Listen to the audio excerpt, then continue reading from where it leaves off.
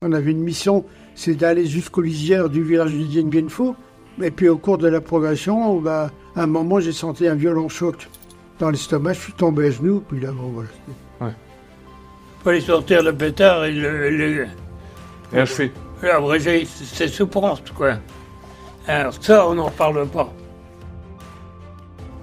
Bienvenue dans Défense Zone, le podcast qui traite des questions de défense et de sécurité. Cette semaine, nous avons rendez-vous avec deux anciens parachutistes ayant vécu les combats d'Indochine dans les années 50, notamment la terrible bataille de Dien Bien Phu. L'un d'entre eux, l'adjudant-chef Jacques Alix, est malheureusement décédé le 17 juin dernier, quelques jours après notre enregistrement de cet épisode. Nous présentons nos condoléances à sa famille et nous souhaitons une bonne écoute.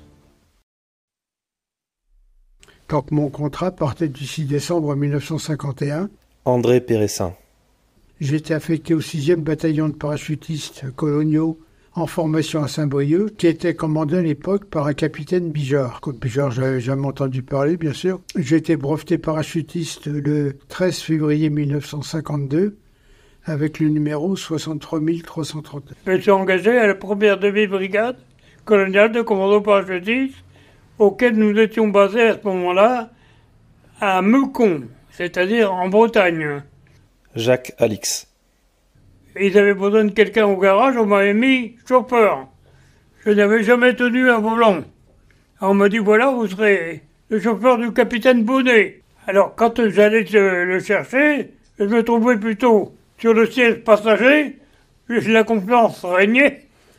Il lui prenait le volant. Après, je suis parti sur Quimper, auquel j'ai fait mon stage commando. Nous avions à ce moment-là des officiers, des anciens SAS surtout. Lorsqu'on se déplaçait, c'était interdit de marcher. Il fallait toujours courir. Et si ils vous prenaient pas en train de courir, tout le monde était puni. Nous sommes partis en Indochine au mois de juin 52. Nous avons débarqué à Haiphong en juillet 52. Et nous avons rejoint notre garnison à Hanoï, dans un cantonnement qui s'appelait le séminaire, puisque c'était un ancien séminaire converti en cantonnement militaire. Stationné au séminaire. Alors, il y avait une vierge au milieu, inutile de vous dire qu'elle avait toutes les couleurs. Vous savez, on partait là-bas, eh bien, on était 3 ans sans nouvelles. On n'avait pas de téléphone à ce temps-là. C'est-à-dire qu'à ce moment-là, tout le monde était cocu. Vous aussi ? Ben oui. Il y avait quand même, on était isolés, on partait pour 2 ans, on n'avait pas notre famille, on n'avait personne. Donc il y avait un sentiment de cohésion et de camaraderie très fort. Et vous voyez, maintenant, les seuls amis que je fréquente encore sont des gens que j'ai connus en Indochine. C'était les gens de mon bataillon, enfin les quelques survivants. Et puis, après avoir perçu les armements, les équipements, etc., nous sommes partis en opération dans le delta tankinois, opération d'accoutumance. Quand nous sommes arrivés à Hanoï, on m'a désigné pour être radio de ma section, de mon commando. Je n'avais jamais vu ça de ma vie, je connaissais rien. La formation, ça durait 2 heures à peu près. Ouais. Et puis donc, j'ai commencé le séjour en Indochine comme radio du 2e commando de la 12e compagnie. Notre commandant de compagnie à l'époque était le capitaine Méret, un ancien SAS, compagnon de la Libération, et mon chef de section, chef de commando, était le lieutenant Trapp. Le capitaine Méret a quitté le bataillon à peu près 1 mois et demi après l'arrivée, et c'est le lieutenant Trapp qui a été nommé commandant de compagnie, et il m'a emmené avec lui dans ses bagages, bien sûr, donc je suis devenu le radio de la compagnie à cause de ça. Et j'ai tenu cette place jusqu'à Dien Bien Phu, jusqu'au jour où j'étais blessé, bien sûr. Donc le capitaine puis le commandant Bijard. Alors rappelez-nous, en quelle année il prend le bataillon ? Alors Bijard a pris le bataillon en 51, il était capitaine, et il a été nommé commandant le 1er janvier 52. Bon, après il est passé lieutenant-colonel à Dien Bien Phu. Alors du coup, vous l'avez très bien connu. Naturellement, c'était le patron du bataillon et tout ça. Et puis, même après, on avait une amicale des anciens et tout, on se voyait tous les ans, tout ça. Et alors quel homme c'était pour vous ce capitaine commandant Bijard? C'était un grand chef. C'était un autodidacte. Il n'était pas passé par les grandes écoles et tout ça, donc il avait tout gagné, je dirais, à la force du poignet. Le Viet est sanguinaire. et sans pitié. On ne parle pas des chausses-trapes qui avaient une poste de 2,50 m, qui avait des bambous épilés comme ça, et le premier qui partait, ou n'importe, qui tombait là-dedans, il fallait sortir le pétard et Et achever. Abréger ses souffrances, quoi. Alors ça, on n'en parle pas. Vous allez participer finalement à toutes les opérations du 6 Oui, sauf en Indochine. J'ai pas sauté à Tulé parce que j'avais une dysenterie hémibienne à l'époque. J'étais à l'hôpital. Mais après, j'ai fait toutes les opérations, le Pays Thaï, Banson, Langson, jusqu'au premier saut sur Dien Bien Phu. D'accord. À Dien Bien Phu, j'ai sauté le premier jour, là, le 20 novembre 1953. Et ce jour-là, j'ai pris une balle dans l'estomac qui m'a traversé l'estomac, le foie, le pancréas et le rein gauche. Et j'ai été rapatrié par hélicoptère d'abord sur Laichau, après sur Hanoï. Et j'ai été opéré à Hanoï le lendemain matin à minuit et demi. Et puis au bout d'un moment, j'étais à l'hôpital à Hanoï. Il y a eu un gros arrivage de blessés. On m'a demandé qu'est-ce que tu veux faire? Tu veux rester en Indochine ou rentrer en France? Et j'ai choisi de rester en Indochine. Donc j'ai fait mon séjour complet au bataillon. Quand le bataillon a sauté le 16 mars, la deuxième fois sur Dien Bien Phu, j'ai demandé à repartir. Et mon commandant de compagnie, Trapp, m'a dit « Il va y avoir assez de casse comme ça, j'ai pas besoin d'emmener un déclopé. » En ce sens, qui m'a sauvé la vie, puisque les deux camarades qui ont pris ma place à l'armée ont été tués. Quand Bernard de Tassigny a été tué, j'étais à Yankua. On devait sauter, et au mois de mai, là-bas, c'est la saison des pluies. On n'avait pas d'aviation. Donc, au dernier moment, on a dû prendre les camions, donc on est arrivé 4 heures en retard. Et quand on est arrivé là, il y avait le commandant Vandenberg, qui était arrivé avant nous.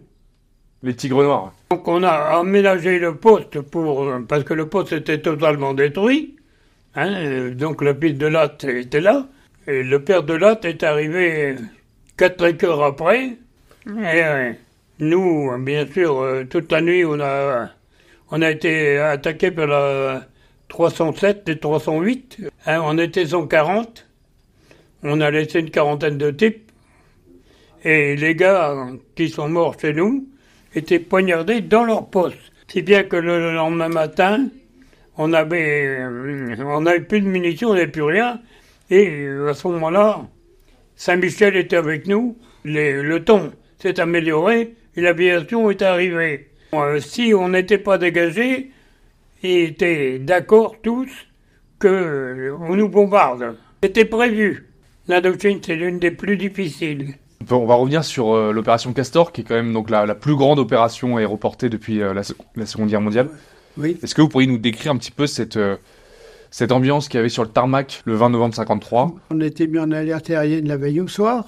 Donc, quand on disait alerte aérienne, c'était percevoir les équipements spéciaux, percevoir les armes, préparer tout, etc.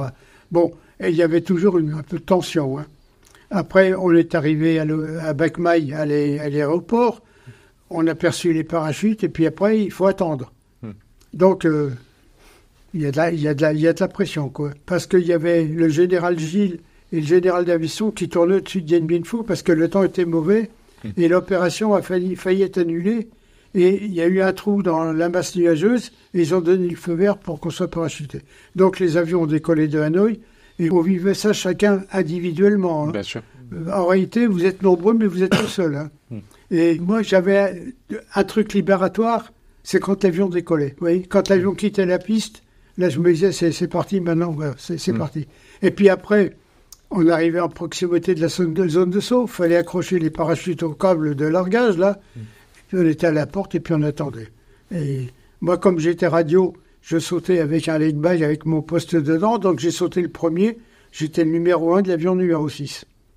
Et mon lieutenant sautait derrière moi, naturellement. Bon, on sautait très bas, à 150 mètres à peu près. Donc la descente, elle est très rapide. Donc il y avait un bataillon Viet qui vous attendait donc ce jour-là. Il y avait deux bataillons Viet en entraînement qui étaient là. Donc à peine on a touché le sol, ça commençait à tirer dans tous les sens, tout ça.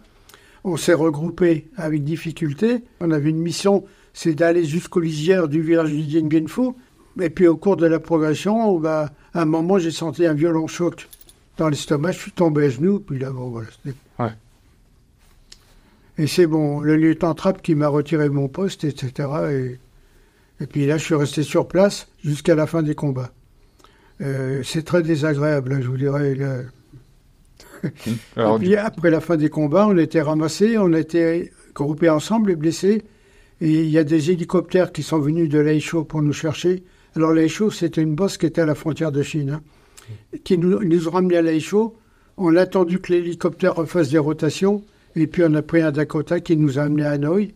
Et moi, j'ai été opéré le lendemain matin à 12h30. Donc sans perte de conscience depuis 11h du matin. Ça fait long. C'est long. On ne s'écoute plus après. Et alors, compte tenu de ma blessure, le sang me saignait par le dos par la sortie de la balle. Comme j'avais l'estomac touché, je le vomissais. Et comme j'avais les reins touchés, je l'urinais en même temps. Est-ce que vous avez un beau souvenir d'Indochine à nous partager? Tout à fait. J'ai eu de la chance parce que je vous avais dit que mon père était aveugle.